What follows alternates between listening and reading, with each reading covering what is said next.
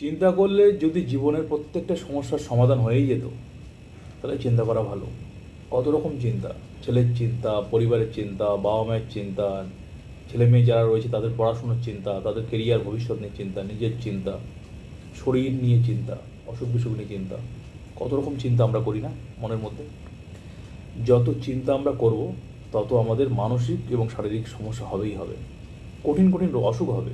আমরা সবাই জানি, হাই ব্লাড প্রেশার থেকে সুগার থেকে ক্যান্সার পর্যন্ত।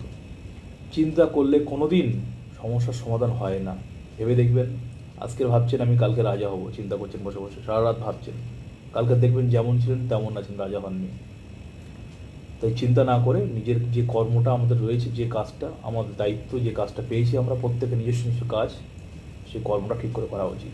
এমনভাবে করা উচিত যেন কেউ কষ্ট না পায়, দুঃখ না পায়। নিজের কর্মনিষ্ঠার সাথে পালন করা উচিত।